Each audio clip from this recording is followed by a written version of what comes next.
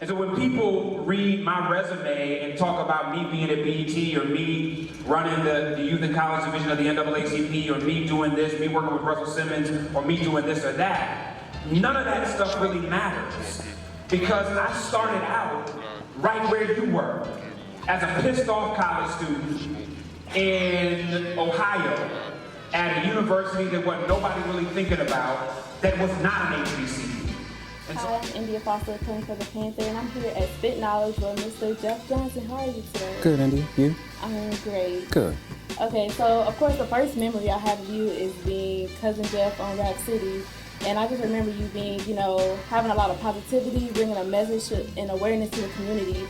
But with, BET's recent programming, it just seems like, where did that go? Do you think that BET doesn't care about the social issues anymore, or how do you feel about that right there? I think BET responds in the right moments. I think it's challenging for BET to figure out what is the programming that is hot enough that people will watch it, but every now and again can sprinkle in some of that positive stuff that you're talking about. And I think it's been challenging for BET, but I think it's challenging for a lot of networks to do that. Family member that did not finish high school or college. How many of you all have a family member that is unemployed but wants to work?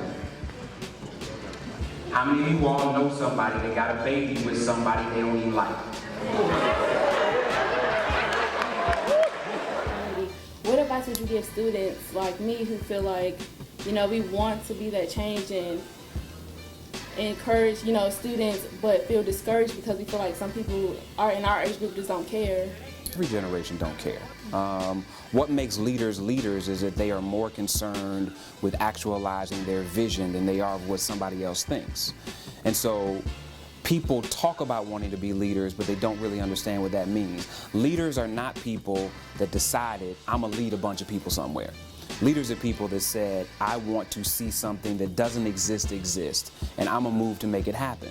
And in the process of moving to make it happen, people started following them. The problem is we got too many position holders, and position holders need everybody to show up. Leaders don't need nobody to be there. And so what I would say to you is decide which one you want to be. So that wisdom is your guiding principle instead of ego. And then secondly, are you teachable? Because it doesn't mean that you can't have an ego, it just means can your ego be directed?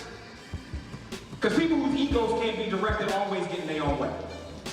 They always end up somewhere sooner than they're supposed to be. And they almost always show up in prime time and get smacked.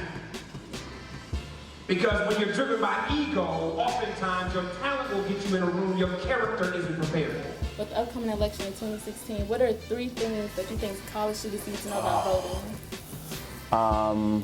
One, I think you need to know what you want.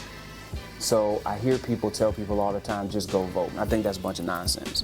I think you have to know what you want your city, your state, your country to look like. Number 2, do the research on who the candidates are, not respond to their personality.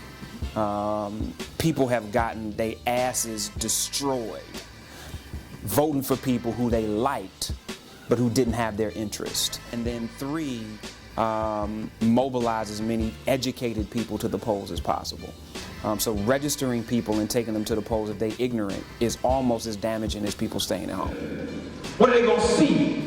Are they going to see students that are just mad and protesting because now it's time to protest here, and next week Baltimore, and next week Cleveland, and next week Ferguson, and next week wherever the next person get killed? Are they going to see fundamentally practical and intellectual young people that understand that I'm here to provide leadership, and I can talk to you about what that leadership looks like, and it's going to keep lasting after your cameras leave? And it's bigger than just Sandra Bland, and it's bigger than just this institution, and it's about what am I doing with the gift that God gave me to transform the world. What would you like the students of Prairie to get from the message today? I think that when all is said and done, I hope that somebody is motivated to do something tomorrow that they wouldn't have done yesterday. Okay, and I'm India Foster for the Panther with Jeff Johnson. Thanks, India. All right? Yes, sir. You sure?